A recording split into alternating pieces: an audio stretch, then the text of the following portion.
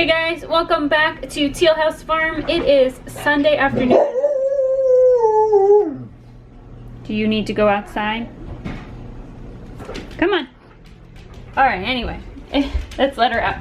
It is Sunday afternoon here, and we are still in quarantine. I have not been to church in, it might be, is it more than a month? It's either a month or a week more than a month now, because we have been quarantining for Annie's surgery that gets perpetually pushed back on us. And so I wanted to give you a quick update on that. Today's also a special day. It is Isla and my birthday, so Micah is making us a cake. So we're letting those cool off, and then she's recently gotten really into like cooking and decorating since we've been watching a lot of the Great British Baking Show. So we are going to attempt to make rose frosting roses to put on top. Never done that before. We will be learning together this afternoon. And I did some emotional canning of some chili beans, which that video will be out next time we release the video on Wednesday if you want to know how to do that. And I figured while I started sorting this ginormous pile of laundry on my table that I would give you guys the update on why we still are not in the hospital with Annie. Alright, so Annie's first surgery was scheduled, for January 20th, and it was really tough to get there anyway because insurance was giving us a hard time about covering the procedure, because it's not only a procedure, the procedure itself is a big deal. It's called SDR if you want to look it up for kids with cerebral palsy, but it comes attached to it with a ton of therapy after 6 months of 5 days a week therapy, and then 3 to 4 times a week for the following 6 months. It's a big commitment, and it's also expensive, you know, for the insurance company. And so we had trouble getting it approved, and we finally got it approved, which is exciting, and got it scheduled for January 20th. And if you've been following along, you know that Sam, the girls and I started quarantining, but Sam couldn't because he could not miss a whole month of work. And so he was still going to work, but we were trying to keep him separate from us just in case he brought something home that would postpone surgery. And he did end up getting sick. He tested positive for COVID. But he was isolated from us. Nobody else got sick, but the hospital told us, nope, doesn't matter if he's in the same house, even if he's been really isolated, it just doesn't matter. It's really contagious. So she cannot have surgery. What they told us was she cannot have surgery until 20 days past her exposure.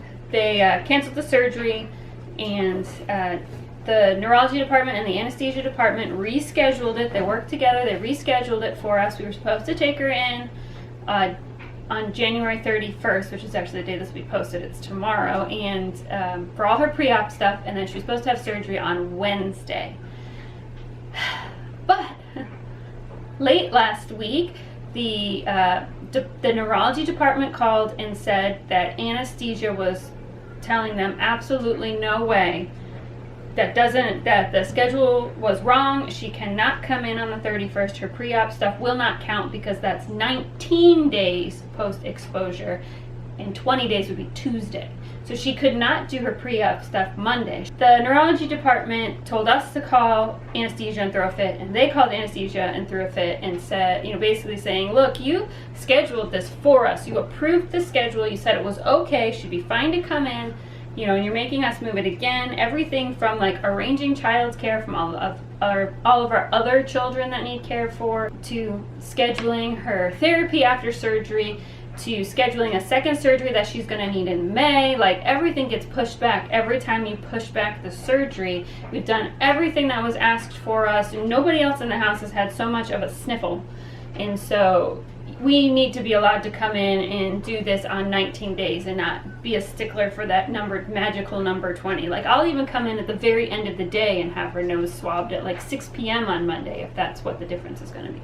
But they stood their ground and said, nope, 19 days doesn't count, has to be 20 days post-exposure. And I think probably the hardest part in all of this is that trying to remember to be like Christ-like in all of our interactions with people, because I know there's a fine line between standing up for your child, get some more laundry here, between standing up for your child's and advocating for them, and just being mean at the wrong person and being frustrated and mad at the wrong person. And so trying to be kind and patient and understanding and long-suffering and all of those things that I think sometimes we think only apply to huge tragic circumstances, but I think are supposed to be in our everyday life and how we interact with people every day, even in the little things, even in these little frustrations.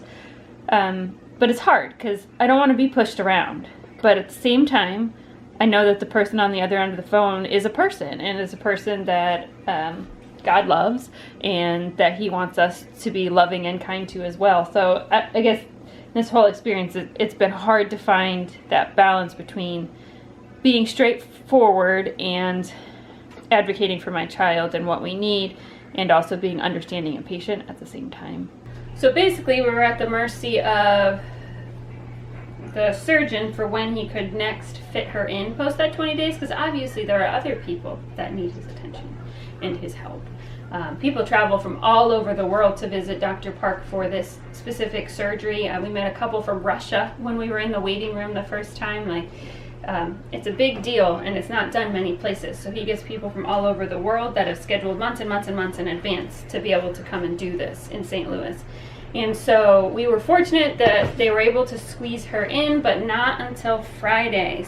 So we are stuck here again, still in quarantine, due to what I feel like is somebody being a really just stupid stickler for the rules. I understand we do not want things to be unsafe, but the difference between her getting her nose swab at 19 days and 12 hours and 20 days post-op, doesn't seem like it should be monumentally different. I feel like she still should have been allowed to come in and get that nose swab and have surgery as planned, because now my parents had to rearrange their trips for coming out here because now they're not needed until a couple days later, so that affects their work.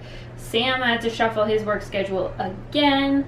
We had to shuffle all the extra child care for the days that my parents can't be here. I had to reschedule all of her post-op therapy. Now I have to probably reschedule her second surgery again, because right now we have it scheduled for what would have been just shy of 4 months, but they really want it 4 months or more, so I'm probably going to have to push that back at least another week, maybe farther, depending on what that surgeon's schedule is. So it's just been a frustrating experience all around, and I realize in the big realm of things, it's not that big of a deal. It could be a lot worse. Insurance could have just said no, and we could be knowing that there's no way we could get this for her, because there's no way we would be able to afford this and all of the therapy on our own without insurance. So very thankful that it is still happening.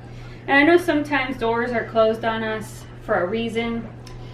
Maybe God is trying to tell us no. I don't feel that way at all about this. I honestly feel like this is just people being dumb, because sometimes in a world where there are lots of people, dumb things happen for dumb reasons, and that's just, it's not always a spiritual reason.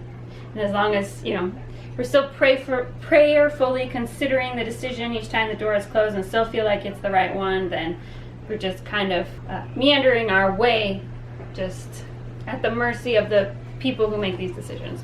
We will still, if you've been watching and wondering when on earth are we going to get to see how she's doing after surgery, it will be coming soon.